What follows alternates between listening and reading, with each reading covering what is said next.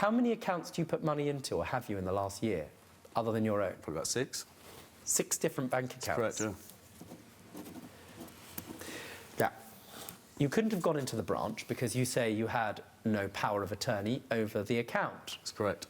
No problem. Did he explain this to you? No, he didn't. What happened? John's exact words were to me from his partner were that the money had gone in, but it would take up to an hour to clear. So we waited around an hour. Let's fast forward. We're now 3 o'clock in the afternoon. Is there any money? No, there's not. What happened? We then, after numerous attempts at the ATM, we then went back to my property, where we then came to an arrangement with John that he could take the last piece and he would get his brother-in-law to lend him the £300. Splendid. Did you remember that? I didn't borrow it off my brother-in-law, I borrowed it off one of my friends. So no, I don't remember that, because I didn't ask my brother-in-law to borrow the money. Absolutely irrelevant to them who you're going to get the money from, or what of the 6 international bank accounts you're going to use and to mix funds to get it. They just want their money, right?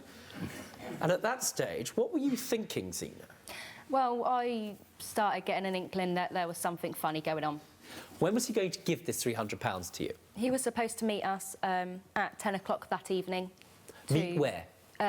At Acle petrol station. Right. Just roughly, how far was that between the two of you? From our property, it is probably about 20-odd minutes. You've got how many children at home? 2. You come to an arrangement, which, as I understand with it, you accept took place, the arrangement, to meet at 10 o'clock at night, right? A person by which time you had dubious concerns about. Yes. At a petrol station. Yes. In the pitch black, where he was going to deliver you £300 that he'd borrowed from a friend. Where were the children? In the back of the car. At 10 o'clock at night? Yes. Meeting a person? In a van with no seats. Good parenting. Excuse me? I was just saying good parenting in the back of a van with no That's seats. not for you to comment on. OK.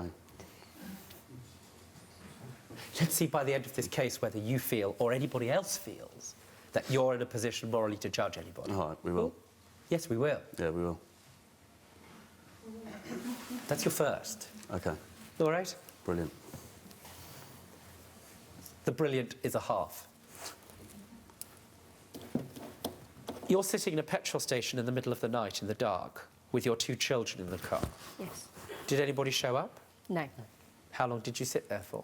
We sat at the Acle roundabout station for around 10 minutes whilst Ben actually rang a number that we had for John. However, it was his girlfriend that answered the phone. She had said that John had left his phone at home, but we had been contacting John on that same exact number all day. Had you left your phone at home? That's correct, yes. Let's assume, for argument's sake, I believed it. That's OK, because you were due to meet them there at a time, correct? That's correct. So why didn't you make it? Why didn't I make what? The meeting point that you'd arranged, 10 o'clock at night, to hand over the £300.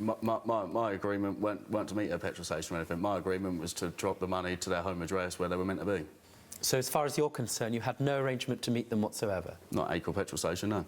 They're just a figment of their imagination. They thought to themselves, I don't know. I'll tell you what, who knows? Maybe if we drive to a petrol station in the pitch black, out of nowhere will come John. And while we're at it, we'll take our children in the back of the van, because we've got no one to look after them at home.